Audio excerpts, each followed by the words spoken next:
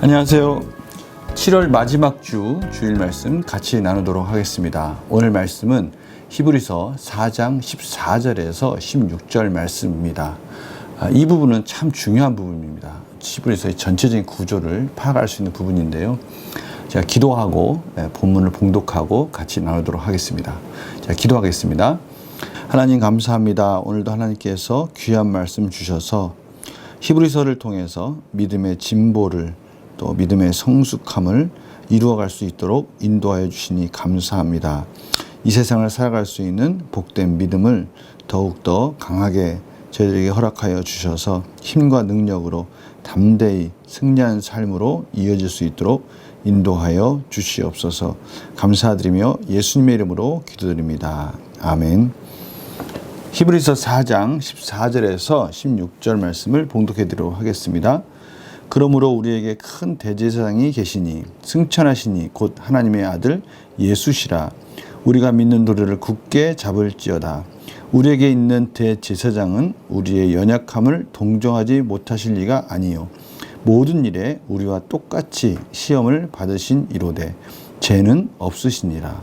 그러므로 우리는 긍휼하심을 받고 때를 따라 돕는 은혜를 얻기 위하여 은혜의 보좌 앞에 담대히 나아갈 것이니라. 아멘. 오늘 말씀의 제목은 히브리서 한 번에 몰아보기라는 제목을 가지고 같이 나누려 합니다.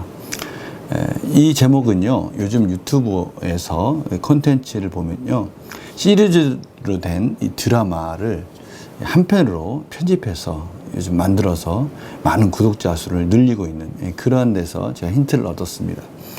바쁜 일상생활 속에서 현대인들에게 참으로 맞춤 서비스를 하는 것이죠. 시리즈를 1편에서 때로는 16편, 15편 되는 긴 그런 드라마의 내용을 딱 한 편으로 요약해서 편집해서 보여주는 것이죠.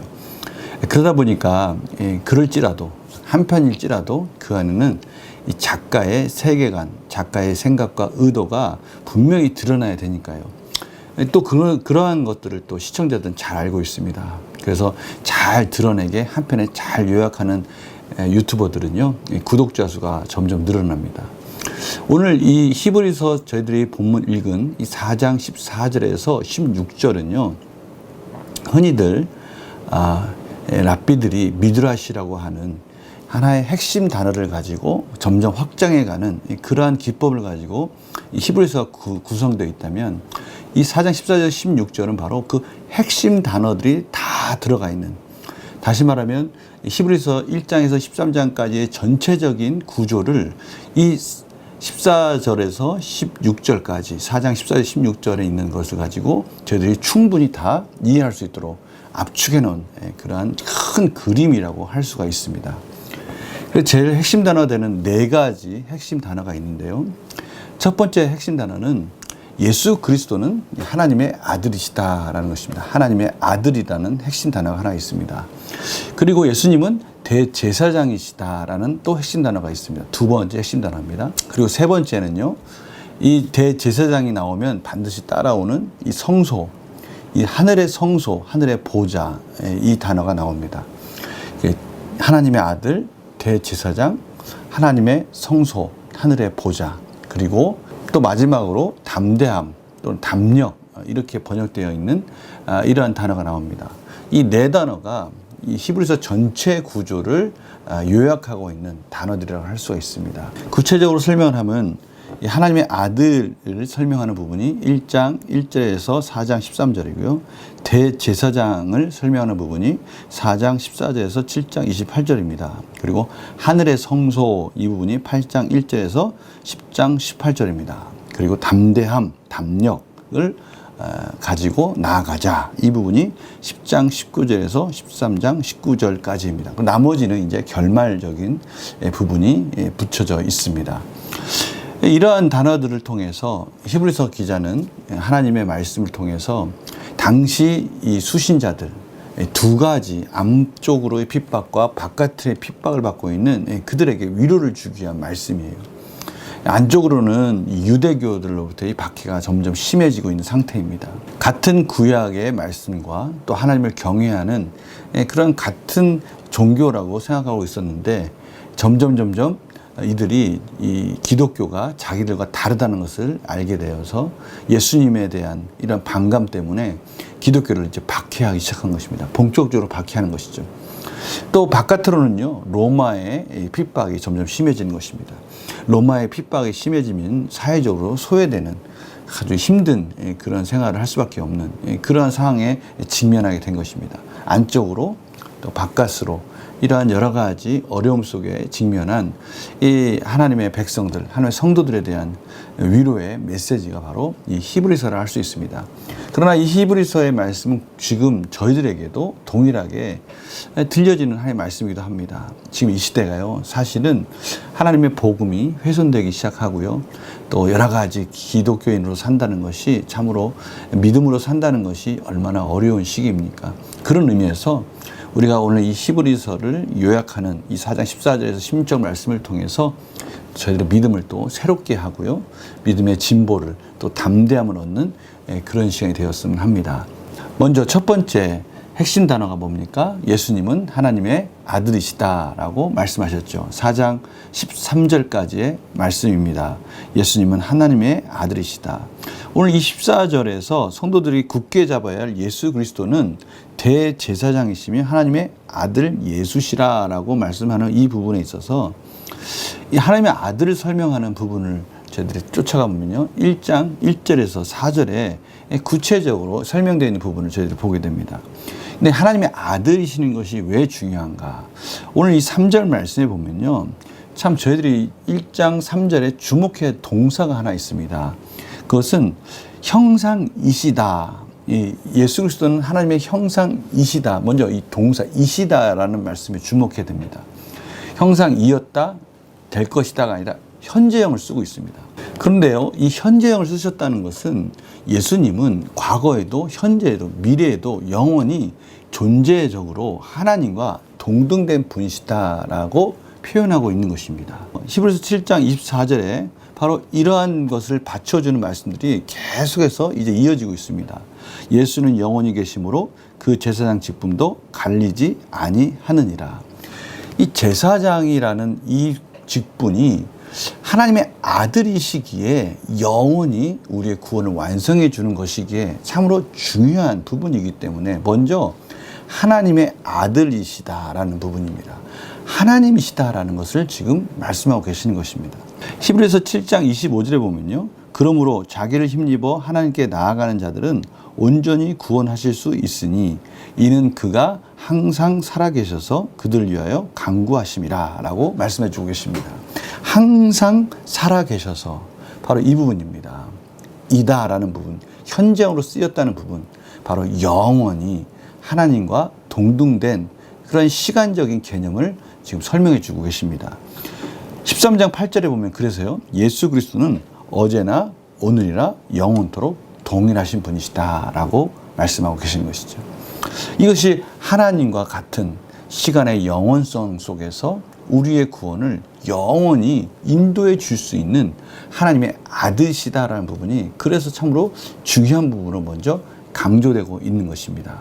그러기에 바로 이 하나님의 아들 예수 그리스도가 비로소 이제는 대제사장의 직분, 우리의 구원을 온전히, 완전히, 영원히 이루어 주실 분이시다라는 것을 가르쳐 주시면서 두 번째 핵심 단어인 예수님은 대제사장이십니다라고 강조하고 있습니다. 대제사장이 되셨다라는 이 부분은요, 4장 15절입니다. 우리에게 있는 대제사장은 우리의 연약함을 동정하지 못하실 리가 아니요 모든 일에 우리와 똑같이 시험을 받으신 이로되 죄는 없으시니라. 오늘 이 대제사장을 생각할 때 두 가지 개념이 있습니다. 하나는 동정하지 못하실 리가 아니요, 연약함을 동정하지 못하실 리가 아니요. 이 부분에 있어서 대제사장이 갖는 이 두 가지 중요한 개념은 하나는 자비하심입니다. 자비하심. 예수님은 그 하나님이시면서 이 땅에 오셔서 친히 인간의 육체를 입으시고 오셔서 우리의 대제사장이 되셨습니다. 하나님의 풍성하신 사랑이 아니면 이루실 수 없는 그 놀라우신 은혜를 저희들에게 허락해 주신 것이죠.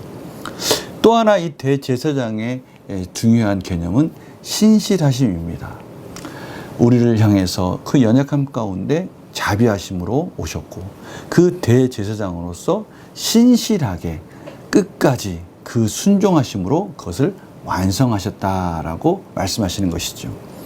예수님은 거룩하시고 존귀하신 하나님이시면서 저희들의 연약함을 동정하시는 대제사장으로 오신 것입니다. 이 부분이 너무나 중요한 부분입니다. 흔히들 이렇게 말씀하지 않습니까? 자식을 잃은 부모, 참으로 비통해하고 힘들어하고 있는 그 부모에게 가장 큰 위로가 될 수 있는 사람은 누구입니까? 저희들은 너무나 잘 알고 있습니다. 같은 마음으로 동정할 수 있는, 참으로 자식을 잃어본 사람, 그 부모의 마음이야말로 그 부모의 마음을 공감할 수가 있고요. 10마디 말보다 참으로 그 공감하는 마음으로 안아줄 때 참으로 그 어머니는 위로를 받을 것입니다. 바로 예수님은 이 땅에 인간의 몸으로 오셔서 우리와 같은 몸으로 같은 유혹과 같은 고난 속에서 우리를 충분히 이해하실 수 있는 분으로 저희들에게 찾아오셔서 대제사장이 되셨다라고 말씀하고 계십니다. 큰 은혜의 그릇에 하나님의 사랑이 풍성히 담겨져 있습니다. 저는 이 말씀을 보면서요, 깊이 묵상하다 보니까 두 개의 큰 은혜의 그릇을 발견했습니다.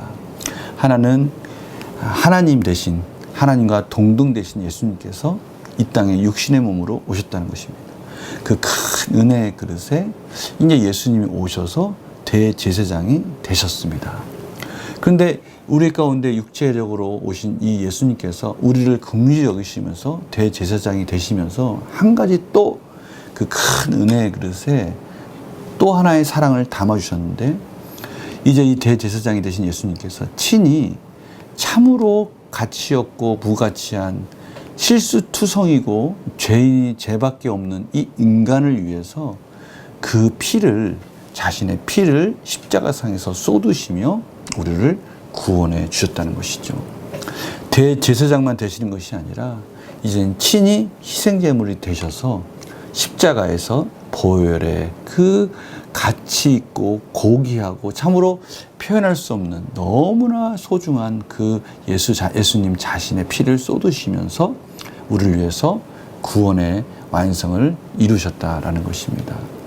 이런 놀라우신 은혜의 그릇에 이제 예수님의 피를 담으셔서 직접 성소에 들어가셔서 완전한 언약, 새로운 언약을 이루신 것입니다. 그래서 세 번째 키워드는요, 예수님은 그 고귀한 피로 하늘의 성소, 하나님의 보좌에 들어가셨다라는 것입니다.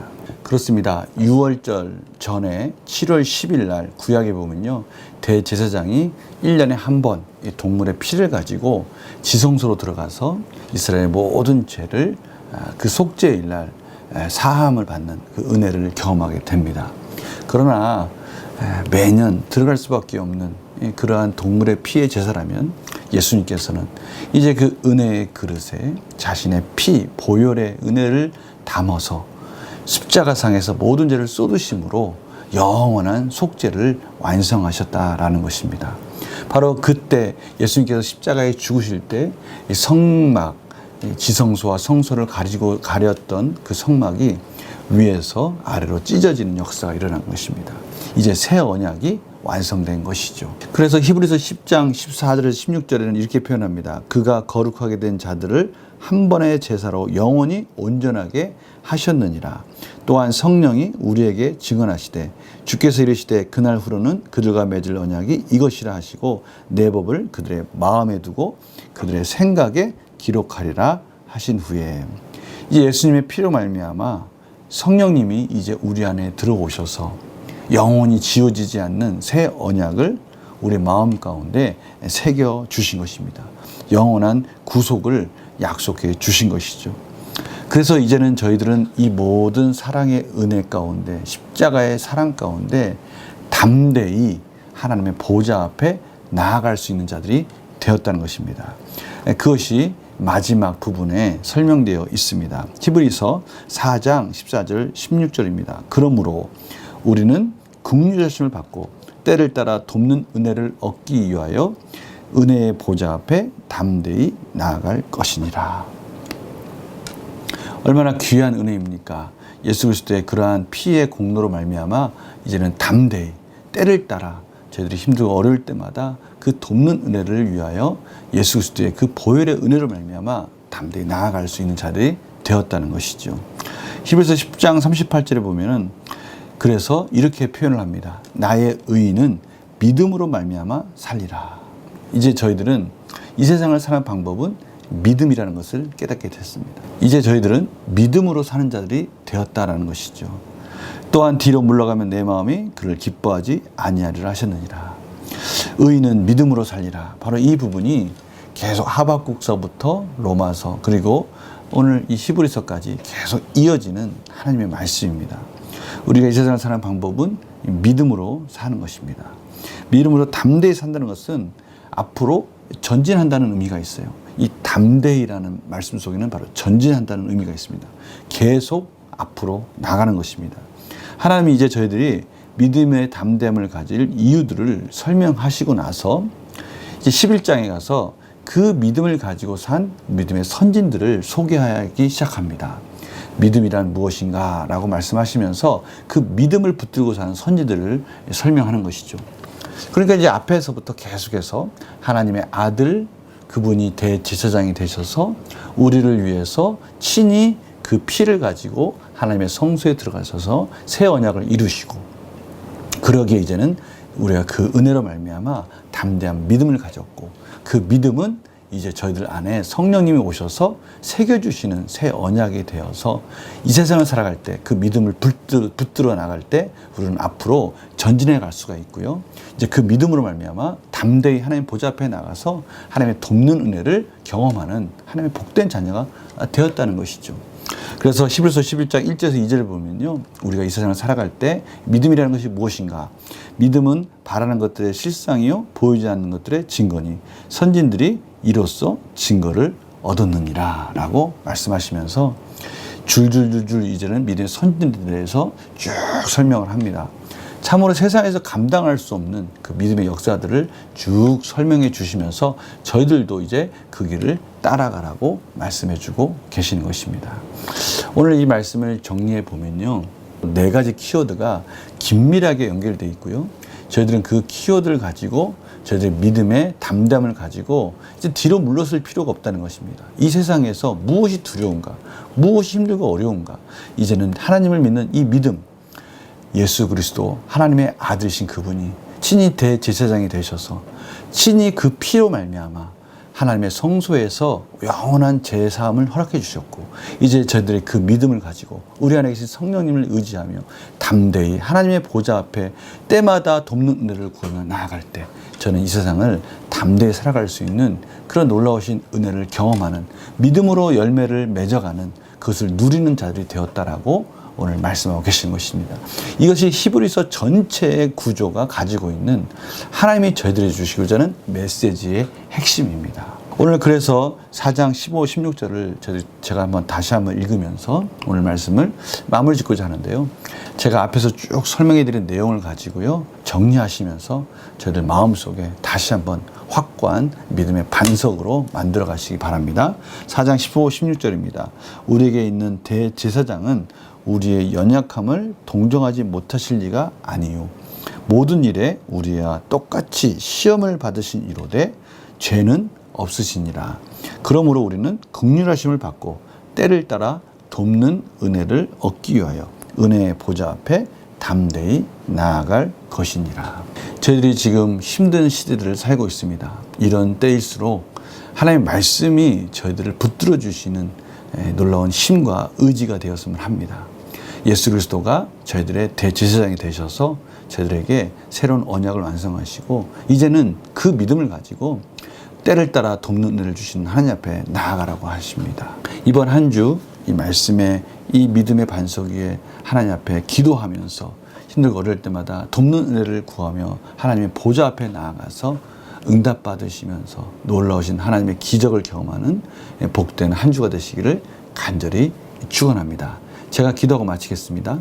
하나님, 오늘도 귀한 말씀 허락해 주셨습니다. 이제 저희들이 예수 그리스도를 바라봄으로 인해서, 그 십자가를 바라봄으로 인해서 저희들에게 주신 그 큰 구원의 은혜, 그 은혜의 큰 은혜의 그릇에 가득 담아져 있는 그 예수님의 사랑을 저희가 생각하면서 담대히 하나님의 보좌 앞에 나아가는 자들이 되게 하여 주시옵소서. 때를 따라 돕는 은혜를 기대하게 하여 주시옵시고, 참으로 이 세상을 살아갈 때 그 믿음이 우리에게 힘과 능력이 되고, 믿음의 선진들이 그렇게 믿음을 통해서 하나님의 응답을 받았듯이 저희들도 하루하루 믿음으로 말미암아 사는 하나님의 은이 될 수 있도록 인도하여 주시옵소서. 감사드리며 예수님의 이름으로 기도드립니다. 아멘. 저는 오늘 말씀 중에서 참으로 믿음을 가진 자들은 앞으로 전진하는 것밖에 없다라는 이 말씀 참으로 도전이 됩니다.